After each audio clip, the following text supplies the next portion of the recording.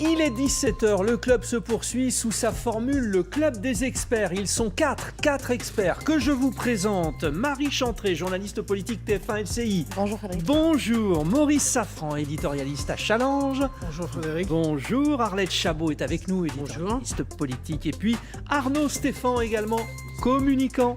Vous quatre, vous allez plancher sur ces 4 grands thèmes que nous vous proposons. Vous venez d'y assister, c'était en direct sur LCI, la COP26 depuis Glasgow, avec la prise de parole du président de la République Emmanuel Macron, qui a fixé des enjeux clairs à ses partenaires et à l'ensemble de la planète. Une diplomatie mondiale sur laquelle il doit se positionner. Beaucoup de sujets sur lesquels évidemment nous plancherons. Autre grand thème de ce club des experts, la charge de la gauche contre Éric Zemmour, Arnaud Montebourg, Anne Hidalgo, tout le monde y va de son invective, avec de temps en temps des petits mots forts.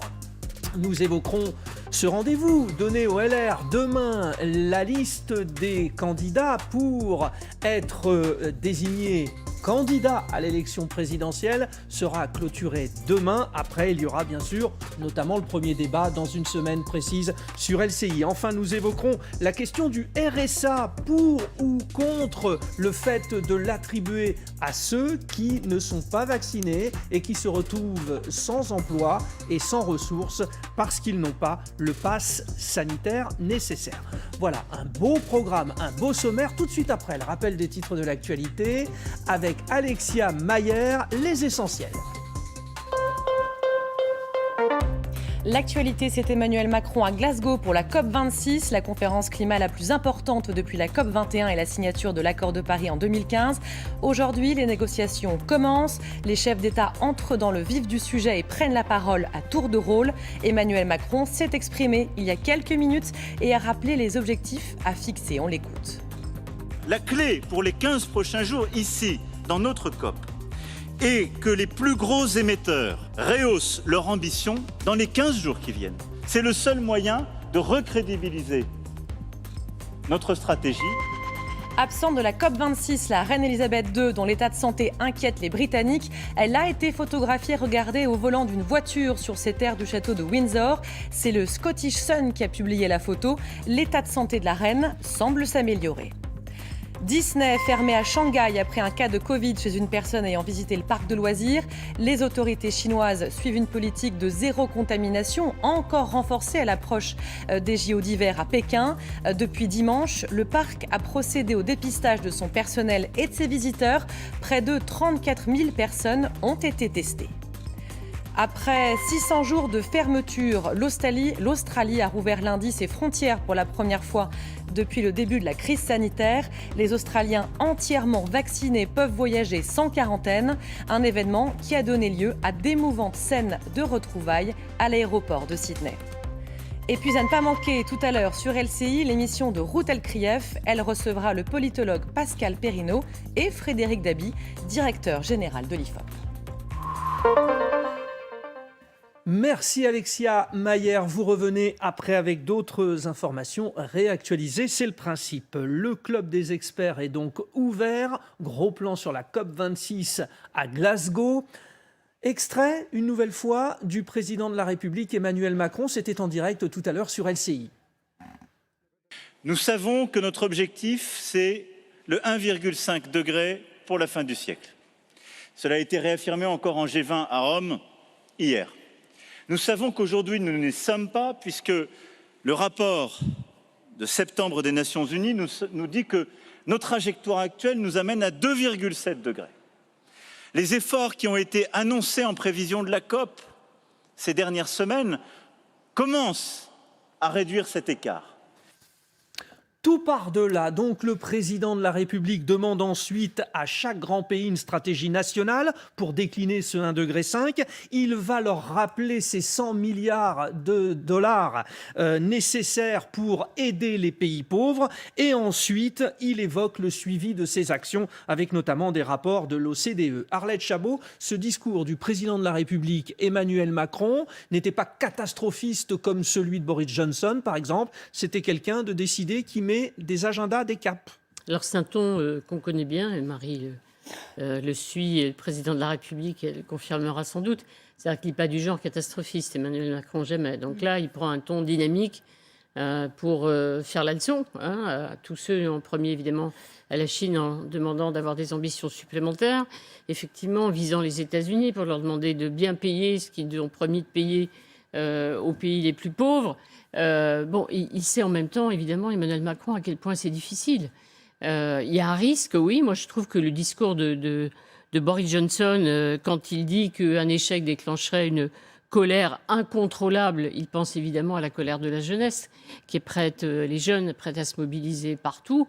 Bon, en même temps, je le disais, Emmanuel Macron, il sait bien, parce que la France elle-même est rappelée à l'ordre Par le Conseil d'État. Le Conseil d'État notamment, le gouvernement, on demande à ce gouvernement de prendre des mesures qui correspondent aux engagements, qui permettent évidemment d'arriver aux engagements. Donc on voit bien à quel point c'est difficile, mais c'est vrai que c'est du Emmanuel Macron qui dit toujours, et qui termine par la confiance, on va y arriver, ça c'est du Macron.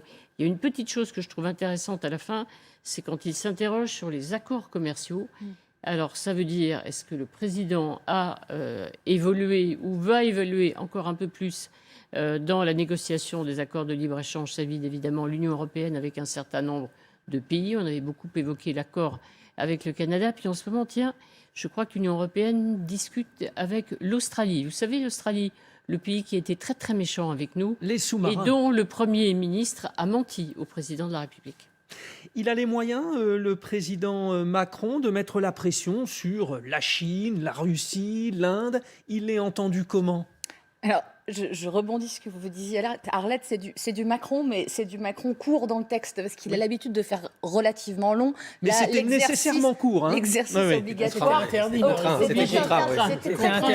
Mais je ne sais pas si vous avez vu dans la gestuelle, moi j'ai senti quand même qu'il accélérait à certains moments de son discours pour finalement rentrer dans le cadre. Ça, c'est pour la forme. Est-ce qu'il a les moyens juste... Il y a quand même des grands absents. La Chine n'est pas là. Xi Jinping n'a pas fait le déplacement dans cette bulle qu'est la Chine et la situation sanitaire qui commence à nouveau à le déborder. Vladimir Poutine non plus n'est pas présent. 148 pays sur 190, on va dire. Oui, mais parmi les plus gros émetteurs aujourd'hui de gaz à effet de serre, il y a quand même des absents très notables. Ça, c'est quand même à souligner et à marquer. Joe Biden a dit qu'il allait faire et qu'il allait s'engager, mais il est quand même empêtré nationalement sur un budget et un congrès qui ne vote pas forcément ce qu'il faudrait voter et donner les milliards dont il aurait besoin pour ce défi climatique. Beaucoup de discours et d'intentions. Maintenant, on se pose la question de la réalisation dans un temps long, voire très long. Et on entendait la fameuse phrase « Nous avons les moyens de vous faire parler ». Il a les moyens de les faire agir ? Non. Il n'y a pas les... Merci Maurice Safran. La France toute seule, le président Macron tout seul n'a pas les moyens de faire plier le président chinois, le Congrès américain, les Indiens, etc. Bien sûr que non. Ce qui est intéressant, c'est que les Verts les plus radicaux viennent de découvrir qu'ils ont un nouveau leader, Maximo, qui est le Premier ministre britannique. Oui. C'est assez inattendu. Mais s'y attendait pas forcément. S'y attendait pas forcément. Ça risque d'être assez surprenant dans les mois et les années qui viennent. Ensuite, on voit bien qu'il y a la confirmation d'une lutte qui va être sévère entre Macron et le Premier ministre anglais. Là, il y a un conflit politique et presque personnel là, qui est en train de se nouer. Et on le voit très bien dans les images. Qui dépasse ce sujet-là, finalement. Qui dépasse de loin ce sujet-là. Et d'une certaine façon, c'est un piège pour Emmanuel Macron, parce que qu'est-ce qu'on n'aurait pas dit s'il n'avait pas dit ce qu'il a dit ? Et on est bien obligé de constater que pour le moment, ça reste aussi des vœux pieux. Donc il est dans une situation qui est compliquée. Arnaud Stéphan, vous qui êtes communicant, cet exercice, il était particulier. Alors au départ, on leur octroyait 3 minutes au chef d'État. Oui. Tout le monde a pris 5. Enfin, finalement, c'était 5+. Là, c'était difficile, mais c'est plutôt réussi de la part ça démontre le crédit qu'on donne aux politiques, en vérité, qui sont lors de ces grandes réunions. Vous avez 3 minutes, merci d'être là. Il fallait qu'ils parlent tous. Hein. Oui, on vous donne la télé, c'est bien. Déjà, vous allez pouvoir faire de l'image. Comme ça, chez vous, on verra dans votre pays que vous faites attention. Les arbres, les koalas, tout ça, c'est très, très, très important. Et en même temps, le discours est toujours en contradiction avec ce qui se passe, y compris dans le discours national. Compliqué de parler du pouvoir d'achat, de la réindustrialisation. Alors on dit qu'on va faire de la réindustrialisation verte, etc. Mais on sait que, par exemple, dans l'aéronautique, les projets de réacteurs à hydrogène, c'est à l'horizon, c'est dans 50 ans, 60 ans. La technologie n'est absolument pas prête. Vous avez un certain nombre notamment dans l'automobile, on sait que, par exemple, le groupe Peugeot doute beaucoup de l'électrique. Ça a été compliqué. Son PDG, d'ailleurs, avait eu des mots très durs sur l'électrique. C'est assez compliqué parce que vous vous retrouvez avec des partenaires qui sont exactement dans la même situation. Boris Johnson, c'est très surprenant parce que lui, pour le coup, il a été élu par une majorité qui vient du Nord industriel, qui était l'ancien public ouvrier qui a voté massivement pour lui. Mais en ce qui concerne Joe Biden, il a réussi à retourner les blue collars de la côte Est, qui avaient voté Trump majoritairement lors de la précédente élection et qui là l'ont suivi. Donc vous voyez, il y a le discours à l'international avec un petit revival années 70. Il manquait que Peter Ustinov pour présenter tout ça. Et puis, vous l'avez connu aussi. Ces grandes conférences mondiales où voilà, on fait des grands projets. Et puis finalement, derrière, ça va être compliqué. D'autant plus que, comme vous le disiez sur le plateau d'avant, c'est pas Emmanuel Macron qui négocie. C'est l'Union européenne qui a vraiment le mandat. Là, ça va... Et comme Emmanuel Macron va prendre la présidence de l'Union européenne au mois de janvier. Alors, ce que j'entends, Maurice Safran, je vais vous donner la parole. Je vous ai tous entendu évoquer Boris Johnson. Alors, je vous suggère de regarder cette poignée de main déjà et d'écouter dans la foulée ce qui a été dit. Je vous rappelle que nous sommes dans le contexte d'un différend considérable sur la pêche. Voyez les deux hommes qui se rencontrent et la déclaration d'Emmanuel Macron. Et après, c'est à vous, Maurice Safran. La balle est dans leur camp. Si les Britanniques ne font aucun mouvement de manière évidente, les mesures qui sont prévues à partir du 2 novembre devront se mettre en place. Nous ne pouvons pas ne pas répondre et ne pas défendre nos pêcheurs. Sur la pêche, je voudrais vous dire que notre position n'a pas changé. Alors, une rencontre hier entre les deux hommes, la poignée de main que vous avez vue aujourd'hui au début de la COP26. Vous l'avez tous évoqué, Maurice Safran, les enjeux diplomatiques pour Emmanuel Macron sont considérables. Ça part de la COP26 et tout le reste suit. Là, ce n'est pas des enjeux diplomatiques avec Johnson, là, c'est une bataille. Donc, ça va monter dans les heures et dans les jours qui viennent. On entend déjà certains Européens qui nous demandent de nous écraser. C'est peu probable qu'à quelques mois d'élection présidentielle, le président de la République prenne le risque tout d'un coup de devenir gentil avec Boris Johnson. Mais il y a un point qu'a soulevé Arlette qui me semble absolument fondamental, c'est la remise en cause du commerce. Pour le libéral Macron, c'est un point et c'est un changement très important. Jusqu'où ça peut aller? Je trouve que dans tout ce qu'il a dit cet après-midi, c'est sans doute le point le plus intéressant parce que le plus nouveau est d'une certaine façon très inattendu. Alors, il met en relation cet agenda du commerce. Alors, il en donne trois. Il dit le climat, la biodiversité et le commerce. Mais à travers tout cela, il a effectivement des enjeux diplomatiques avec ceux avec qui il échange. Arlette Chabot, on a parlé de l'Australie, on parle de l'Angleterre. À chaque fois, finalement, là, Emmanuel Macron veut prendre une position centrale dans l'organisation générale. Surtout, il ne veut pas lâcher sur rien. C'est-à-dire, c'est extrêmement clair. Et là, ce que disait Maurice, c'est une vraie bataille avec Boris Johnson. On avait, et Marie assistait et nous l'a raconté, on parlait de désescalade du côté français hier. Donc, nous, on se disait, finalement, c'est comme d'habitude. Il y a une petite rencontre, ça dure 30 minutes. Et puis ils se disent, on va créer une petite commission, des experts vont se mettre d'accord, etc. Puis ça va se régler dans les 48 heures. Or, en fait, non, on voit bien que Boris Johnson est dans un combat contre la France parce qu'il est dans un combat pour convaincre ceux qui sont persuadés vraiment aujourd'hui que le Brexit n'était pas une bonne idée, qu'en fait c'est une bonne idée et que tout devrait être formidable s'il n'y avait pas ces horribles Européens qui essayent de reprendre ou d'embêter le Royaume-Uni comme ils le peuvent. Donc voilà, et ça dépasse la France, il y a un enjeu. Donc ça veut dire que le conflit franco-britannique n'est loin d'être terminé, et là le bras de fer va continuer. Et puis on espère effectivement que l'Europe sera un peu plus solidaire de la France, parce qu'en gros, on est les seuls à avoir ces problèmes petits permis de pêche qui ne sont pas accordés à nos pêcheurs, les autres pays, tout le monde s'est bien débrouillé, notamment nos voisins belges ou hollandais. Et en France, il y a un vrai problème. La Donc, France insiste pour dire que c'est un accord européen, évidemment, avec les Britanniques. Avec les Britanniques. Donc, c'est pour ça que l'Europe devrait réagir et pas nous laisser tout seuls. Marie Chantrey, vous étiez à Rome.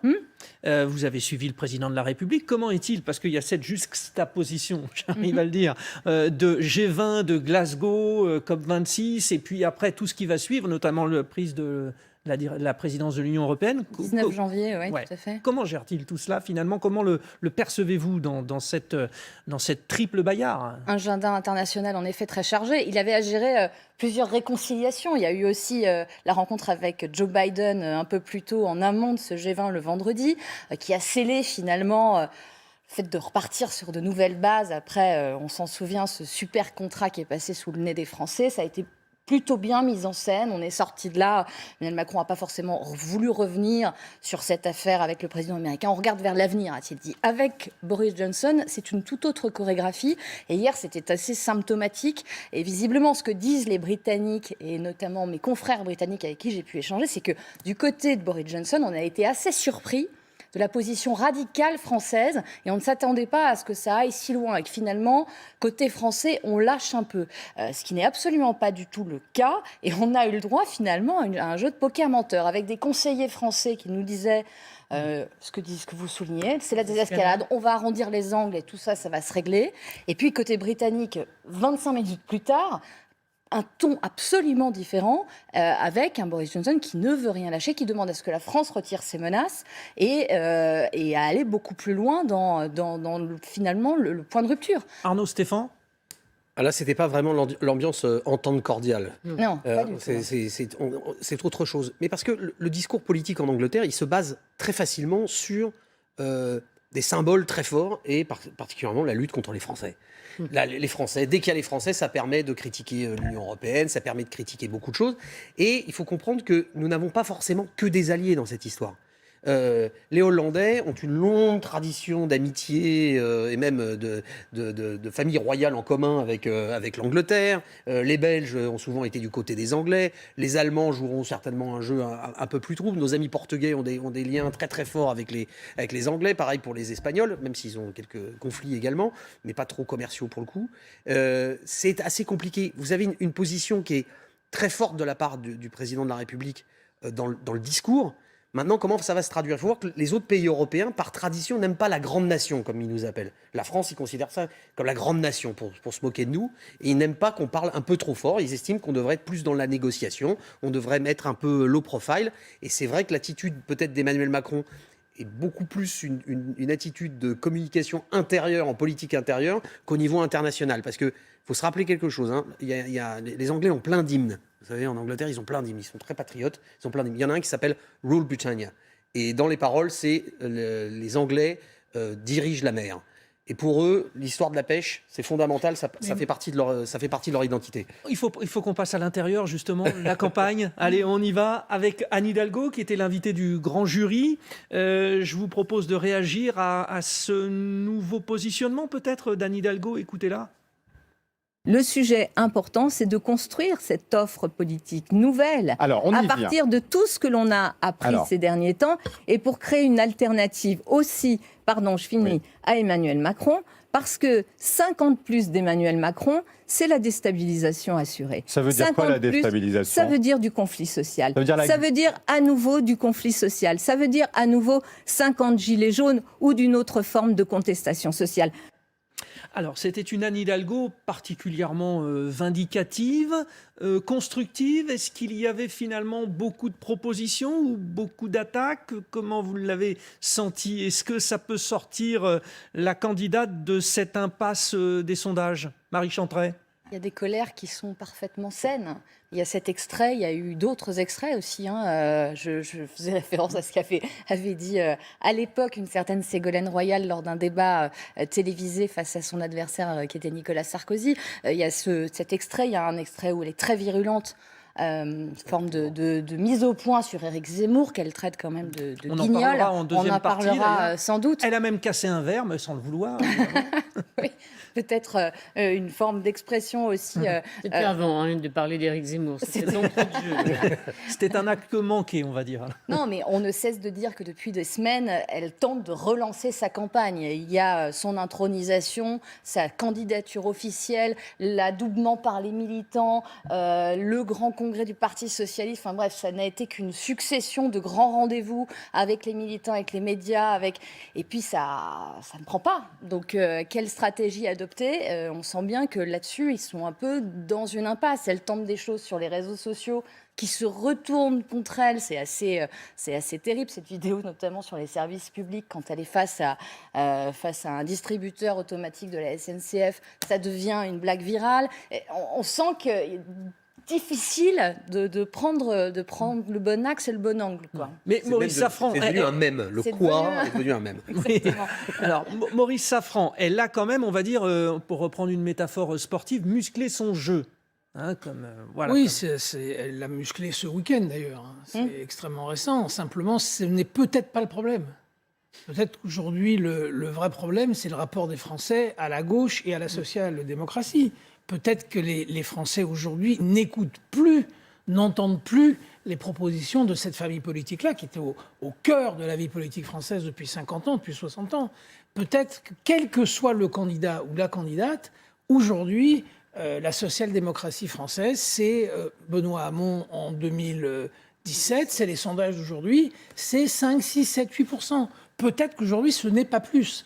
Et là, ça va bien au-delà du seul cas de Anne Hidalgo. Est-ce qu'elle a réussi son entrée en campagne? Est-ce qu'il faut changer? Comment? Pourquoi? Etc. Peut-être que le problème... Sous-entendu, le problème, ce n'est pas elle, c'est ça? Peut-être qu'il est plus profond qu'elle. Mais surtout, et je complète ce que dit Maurice, surtout très étonnant, c'est quand même de se déclarer candidate à l'élection présidentielle. Et 2 mois après, de n'avoir aucun projet. Oui. Aucune vision à mettre sur la table, sauf de dire je suis la candidate de la social-démocratie, donc je suis là pour faire survivre cette famille politique. Comme oui, elle ne dit pas du socialisme, elle dit de la... Non, mais c'est même pas ça. Et quoi derrière? Quoi derrière? Priorité à l'éducation, c'est bien. Priorité à la santé, c'est bien. Et après, elle dit rendez-vous un peu plus tard au début de l'année. Donc il n'y a pas de projet, il n'y a pas de vision. Et heureusement qu'il s'est réveillé sur Zemmour. Ne soyez pas frustrés, chers experts. Nous continuons le débat sur Anne Hidalgo et plus généralement sur la gauche tout de suite après la pause. Nous évoquerons d'ailleurs les attaques, vous l'avez un petit peu évoqué, d'Anne Hidalgo à l'encontre d'Éric Zemmour. Arnaud Montebourg l'a fait aussi. Voilà, l'un des axes de la gauche serait-il finalement de s'en prendre à Éric Zemmour? Voilà, je vous laisse un petit peu de temps pour y réfléchir. Nous avons le temps et nous revenons pour la deuxième partie du Club des experts.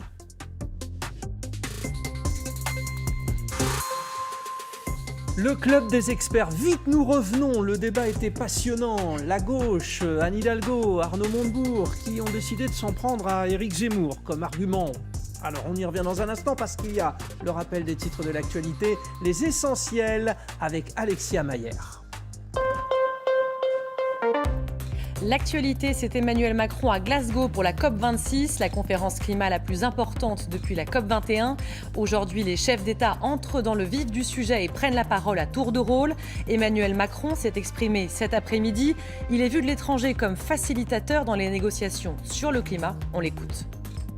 La clé pour les 15 prochains jours ici, dans notre COP, est que les plus gros émetteurs rehaussent leur ambition dans les 15 jours qui viennent. C'est le seul moyen de recrédibiliser notre stratégie. Absente de la COP26, la reine Elisabeth II, dont l'état de santé inquiète les Britanniques, a été photographiée, regardée au volant d'une voiture sur ces terres du château de Windsor. C'est le Scottish Sun qui a publié la photo. L'état de santé de la reine semble s'améliorer. La Thaïlande rouvre ses portes aujourd'hui aux touristes vaccinés après plus d'1 an et demi de fermeture. Ils ont atterri à Bangkok et sur l'île de Phuket. Le pays recevait jusqu'à 40 millions de vacanciers par an avant la pandémie. Pour le moment, les boîtes de nuit et les bars restent fermés. Le 1er novembre, c'est aussi la fin des terrasses éphémères. Elles permettaient aux restaurants et aux bars d'augmenter leur capacité d'accueil en pleine crise du Covid-19. Elles doivent être démontées d'ici ce soir sous peine de se voir infliger une amende. Mais ce n'est qu'un au revoir. Les restaurateurs qui le souhaitent pourront réinstaller cette extension dès le 1er avril prochain. À ne pas manquer tout à l'heure sur LCI l'émission de Ruth Elkrief. Elle recevra le politologue Pascal Perrineau et Frédéric Dabi, directeur général de l'IFOP. Merci Alexia Mayer, à tout à l'heure pour d'autres informations. Je vous rappelle la présence de nos 4 experts en plateau, Marie Chantray, Maurice Safran, Arlette Chabot, Arnaud Stéphan. Vous allez être le premier à parler puisque vous étiez le premier des frustrés à la fin de la première partie. Premier des frustrés, c'est un autre plateau. Ça, le premier des frustrés. Écoutez bien ce qu'ils ont dit, et Anne Hidalgo et Arnaud Montebourg, avec à chaque fois un point commun sur la cible. Sylva a colombé les 2 églises. Moi, je lance un appel aux gaullistes, aux communistes, à tous ceux qui ont en héritage les socialistes, les radicaux, les démocrates chrétiens. Tous ces gens-là devraient aller à colomber les 2 églises, faire un mur du silence pour faire taire M. Zemmour devant la tombe du général de Gaulle. Vous y serez, vous-même ? Eh bien, s'il le faut, j'irai. J'irai avec tous les gaullistes. J'en appelle à ce que cette élection présidentielle soit une vraie élection présidentielle, avec un vrai débat, et pas un débat sur, pardon, mais j'allais dire un gros mot, mais sur cette candidature d'un guignol, mais c'est un guignol qui est en train de porter notre pays vraiment dans une situation qui ne correspond en rien à ses valeurs, et on est là à s'arrêter tous de vivre, à s'arrêter de respirer. Alors Arnaud Stéphan, s'en prendre aux autres ? Non, il y a autre chose. Vous avez 2 candidats qui essayent d'incarner la gauche. Et la gauche, dans une difficulté sondagière, elle revient sur des bases. Elle revient. Si j'osais, identitaire ?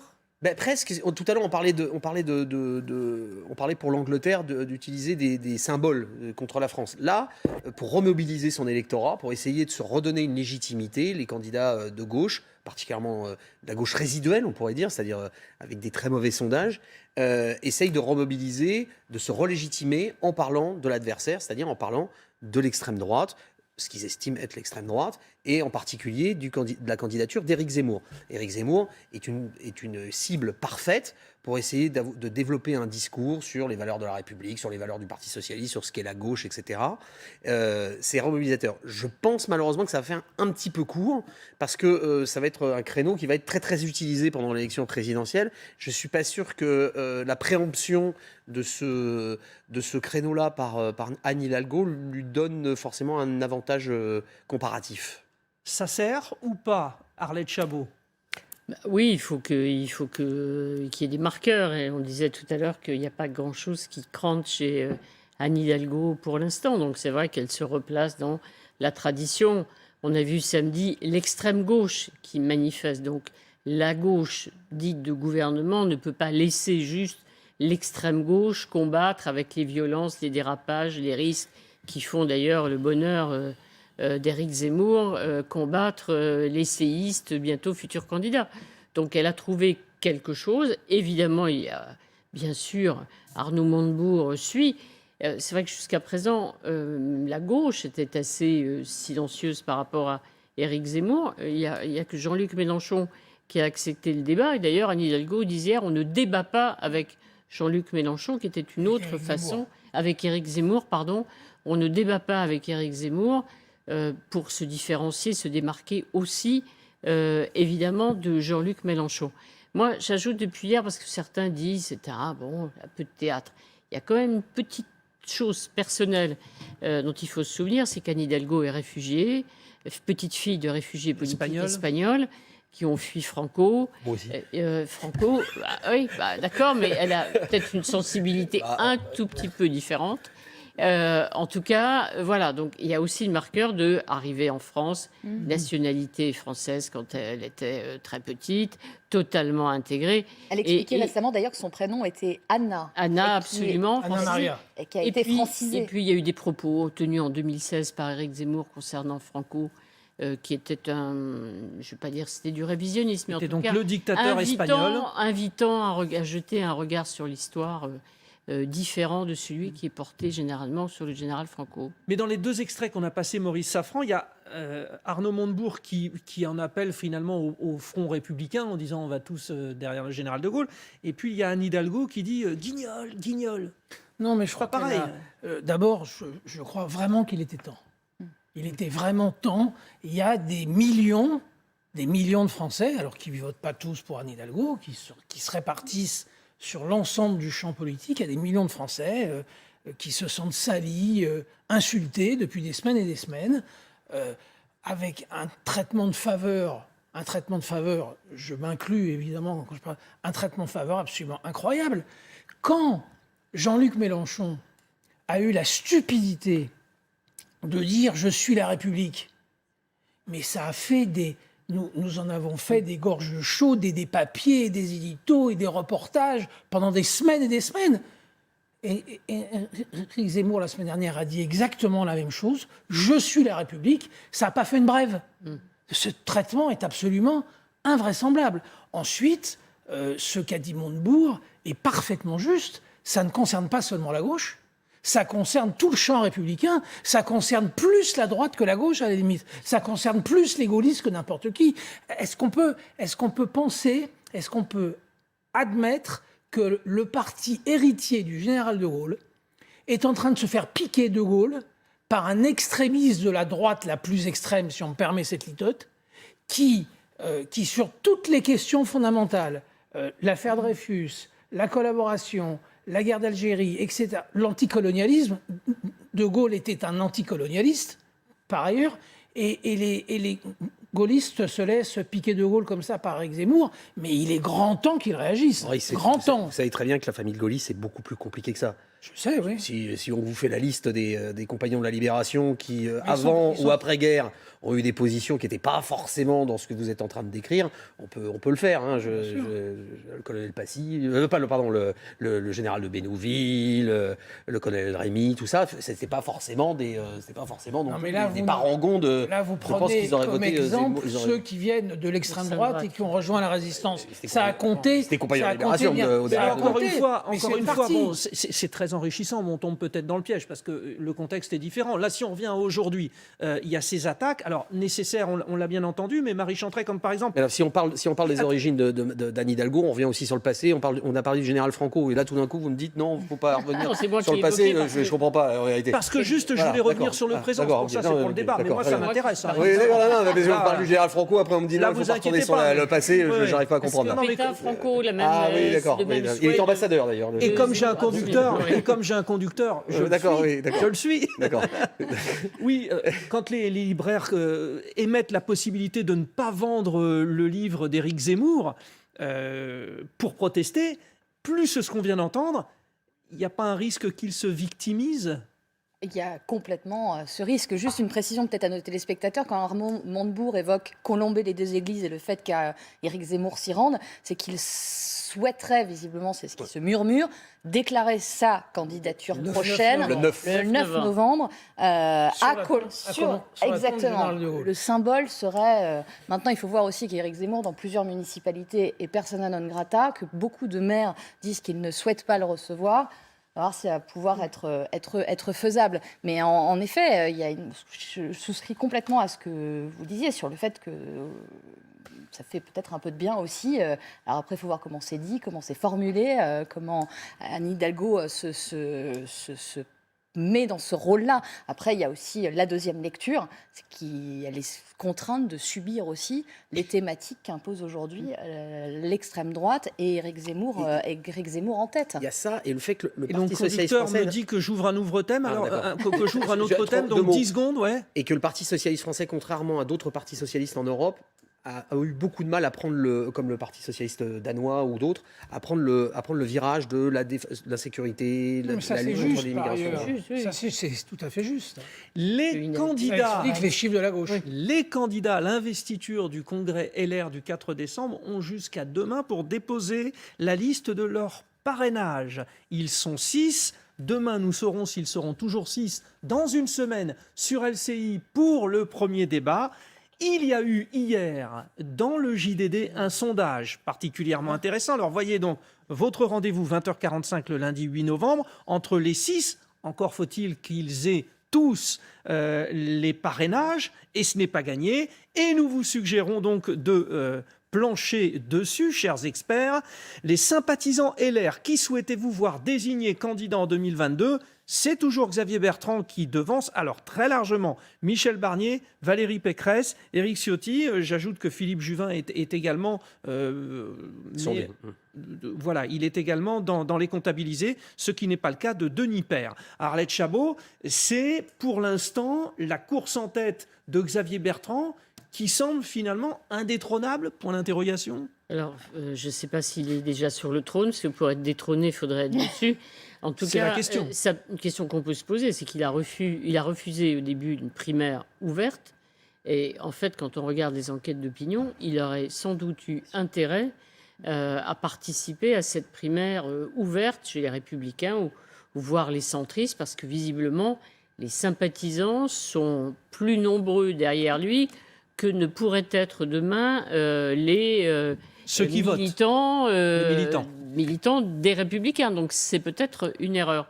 Pour l'instant, c'est vrai que les sondages le placent en tête, mais compte tenu de ce qu'on sait ou ce qu'on ne sait pas, surtout d'ailleurs sur les militants qui vont voter, ils seront plus nombreux, c'est vrai. Il y a des adhésions récentes, c'est certain. À qui ça va profiter? Ils ont passé les 100 000. Voilà, 100 000, c'est bien quand même, c'est un minimum. Donc on va voir, mais je veux dire, Xavier Bertrand répète en boucle, je suis le meilleur, je suis le seul à pouvoir battre Emmanuel Macron, donc votez pour moi. D'après, on comprend bien le choix effectivement des militants. Xavier Bertrand, parce qu'il serait le meilleur pour être au second tour et battre Emmanuel Macron. Ou bien Michel Barnier parce qu'il est le fidèle à la famille, ou bien Valérie Pécresse qui a reçu hier appui de proches de Nicolas Sarkozy, ce qui quand même si ce n'est pas Nicolas Sarkozy lui-même, compte un peu quand même. Vous, le communicant, Arnaud Stéphane, pourtant il a pris tous les risques. Hein. Oui, il a pris tous les risques. Xavier Bertrand, mais ça tient. Ça tient sur un sondage qui est tronqué, comme vous le disiez très justement, dans une élection, particulièrement dans une élection interne, ce qui compte, c'est la base électorale. Aujourd'hui, personne ne sait quelle va être la base électorale, pour la bonne et simple raison, c'est qu'en plus, vous avez eu 10 000 ou 15 000 nouveaux adhérents. C'est qui? Ils viennent de quelle fédération? C'est ça qui serait intéressant de savoir. Quelle fédération a pris le plus de voix? Est-ce que c'est dans des fédérations tenues par des barons? Parce que là, c'est là où les barons prennent tout leur poids. C'est-à-dire que c'est eux qui mobilisent, c'est eux qui font les adhésions, etc. Quand vous avez ça, normalement, dans des sondages, on essaye de faire des qualis pour savoir à peu près sur quel thème les gens sont à peu près sensibles dans un parti. On fait un sondage en interne. Mais quand vous changez la base électorale à un mois d'un vote, y compris en interne, qu'est-ce que vous voulez faire? Ça représente quasiment 20% des adhérents qui seront des nouveaux adhérents dont vous ne connaissez pas grand-chose. Et puis savoir qui va se déplacer. Parce que vos 20% vont se transformer en 40% si vous n'avez pas la moitié des gens qui vont voter, etc. C'est un vote électronique. Donc il n'est pas sûr que, par exemple, vous savez, c'est un public âgé, les Républicains dans les militants, etc. Pas forcément sûr qu'ils suivent véritablement ce vote électronique. Donc il y a une vraie dichotomie entre ce que représente un sondage qui dit que Xavier Bertrand est en tête, et la réalité, parce que pour l'instant, on ne connaît pas la composition de la base électorale. Et puis, Marie Chantrey, il y a les débats sur la place médiatique qui arrivent, et là... Oui, 4 débats, le premier sur notre antenne, lundi prochain. Mais ce que vous disiez très juste, je vais juste revenir là-dessus, sur cet échantillon, le collège électoral, c'est un peu plus de 100 000 électeurs. Ceux qui ont leur carte aux Républicains, qui adhèrent à jour de cotisation, on l'a dit quand Xavier Bertrand s'est présenté, en veulent beaucoup au président de la région des Hauts-de-France d'avoir claqué la porte. Et on a vu qu'il opère un peu un changement de stratégie ces dernières heures lors de réunions publiques, en expliquant le pourquoi de son départ à l'époque, de pourquoi il s'était opposé à Laurent Wauquiez, un peu acte de contrition, et d'essayer de finalement regagner forme de confiance des adhérents, les Républicains, mais qui ne sont un tout petit peu plus de 100 000. Il y a 5 ans, ils étaient 4 millions à avoir voté, de votants pour cette primaire ouverte des Républicains. Donc là, on attendait Alain Juppé et finalement non. Maurice Safran. Il y a deux points. D'abord, on a été collectivement, tous les quatre, très dur avec les différents candidats de gauche disant qu'ils proposaient rien. Pour l'instant, c'est la même chose à la droite républicaine. Hein. Il y a il y a peu d'idées encore. Il y a peu de choses. Il y a des propositions, mais peu d'idées. Il y a peu de choses qui sortent. Ça, c'est le premier point. Et les 4 débats devraient servir à ça. On va voir, en effet. Ces 4 débats seront cette fois-ci absolument fondamentaux. Il est évident que le vainqueur sortira de ces 4 débats-là. Ça va jouer en vain. Le second point, c'est est-ce que les militants LR vont prendre exemple sur les militants verts? Les militants verts, à une toute petite majorité, ils ont fini par choisir non pas celui dont idéologiquement et politiquement ils se sentaient le plus proches, de choisir celui qui était le mieux placé dans les sondages. Est-ce que les électeurs LR vont être aussi responsables, entre guillemets, que les électeurs verts, et dans ce cas-là, choisir effectivement Bertrand, qui est celui qui est le mieux placé au premier et éventuellement au second tour contre Emmanuel Macron. C'est toute la problématique des 3-4 semaines qui viennent. Mais si on prend cet angle, cette option, on se dit que là, pour le coup, dans les débats, tout se joue. Parce que ce qui fait la différence pour Xavier Bertrand aujourd'hui, c'est qu'il est peut-être plus fort médiatiquement. Mais ça, il a machine à cartes quand même.